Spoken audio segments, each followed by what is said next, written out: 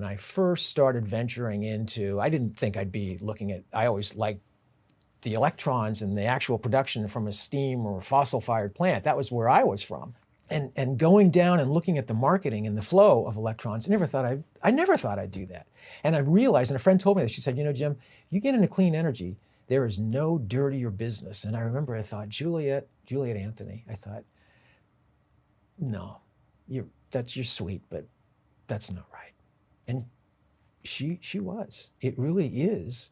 There's just a lot of misdirection and things behind the scenes that people don't understand.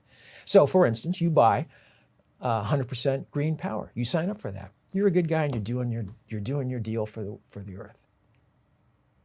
But nobody explains to you that you're not getting 100% solar, even though you paid for it. Nobody explains that to you. And in fact, at the end of the year, they produce these things. Every load-serving entity, every community choice aggregator, every Southern California Edison or PG&E, at the end of the year for their energy programs, they publish these things called a power content label. Very much like the content label on the back of a can of soup. A little more technical, but much with that thinking. And you look at your power content label for your 100% solar power, and it says 100% solar. You go, wow, that's great. But it's not. It's not even close to 100% solar. The 100% solar, is it because they are purchasing credits from other people that have solar, or how are they able to say your power is solar in the middle of the night? Okay, great question.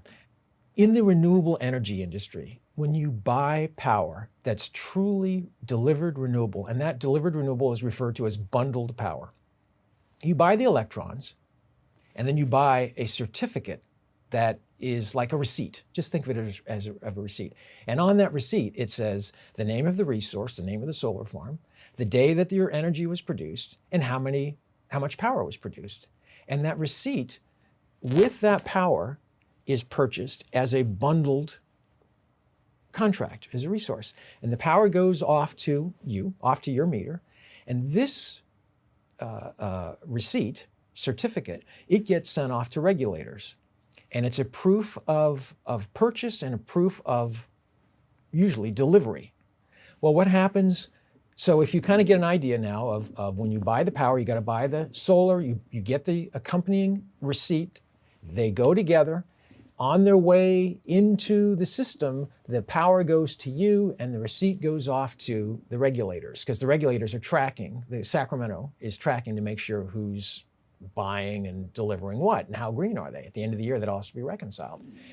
So what happens is, the way that you are getting 100% solar is they'll over-purchase, they'll over-procure.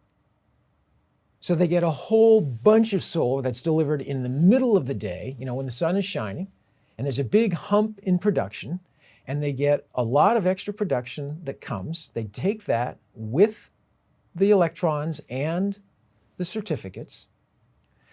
They split them. The people who are telling you that you're 100% green, they split those.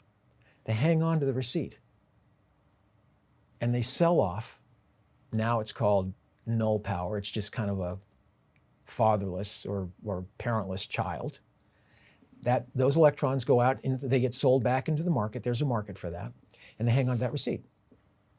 Then, holding on to that receipt, the people who are telling you you're 100% green, they go into another market and they buy fossil-fired power. And they deliver fossil-fired power to you at 9 or 10 or 11 o'clock or in the middle of the night, whenever it is.